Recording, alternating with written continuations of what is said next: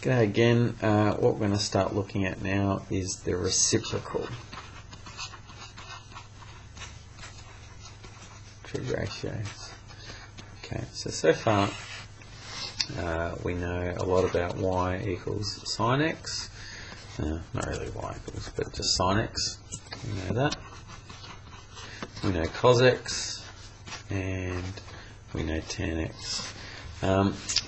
And if you just remind yourself about what these things mean, remember sine x. So if we've got an angle x there, we've got the opposite side, we've got the hypotenuse, and we've got the adjacent. That sine x equals opposite over hypotenuse, cos x equals adjacent over hypotenuse, and tan x equals opposite over adjacent.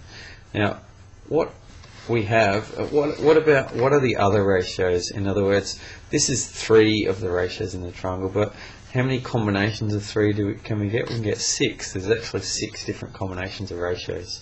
How many pairs of 2 can we get from 3 sides? There's actually 6. And the other 3 will come from if we flip these upside down. In other words, if that's upside down, if the h is on the top line and the o is on the bottom line, have we got a name for that? And here, if the h is on the top line and the a is on the bottom line, what do we call that? A and o, what do we call that? And in actual fact, we give these special words. This is called cosec x. This one is called sec x, and this one is called cot x, or cotangent. Okay, and so I'll write these down properly in a second. So let's do that. So our first one, cosec x, which means cosecant.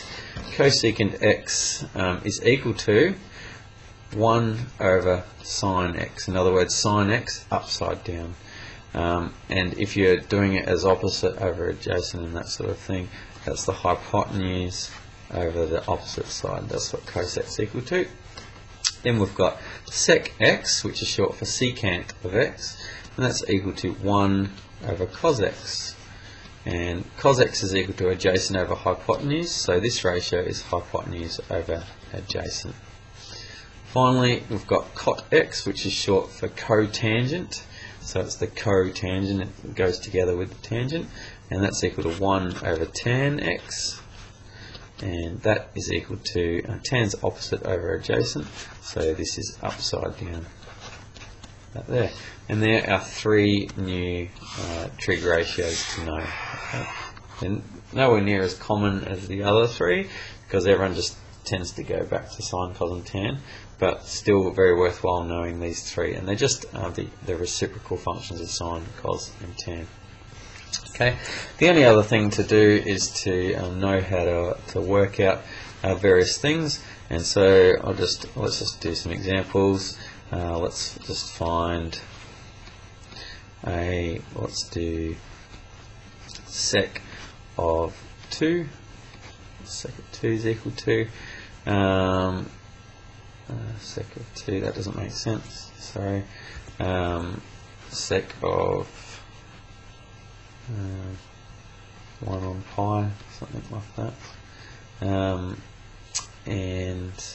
a bit all over the place. Sec of pi, crikey, not doing very well.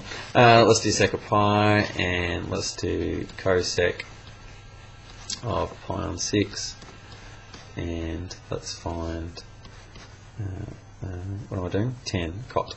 Let's do cot of what's a good value? Let's do 0. Cot of 0. Okay. Oh no, that's going to be a bad one.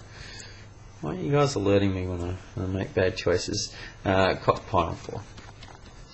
Let's do 3 pi on 4. Sorry to be indecisive, sorry about this. 3 pi on 4. Okay, let's do this. So sec pi, what that's equal to 1 over cos pi. Okay, what is cos at pi? Let me draw my little circle. Okay, so pi is here. What's the value of cos there? Cos is equal to -1, so that's 1 over -1, which is equal to -1. Great. So sec pi is equal to -1. Cosec of pi on 6. That's equal to 1 over sine pi on 6. Okay, so there's my little circle here. Where's pi on 6? It's there. Okay, and so that's what's the value of sine there. Use your hand.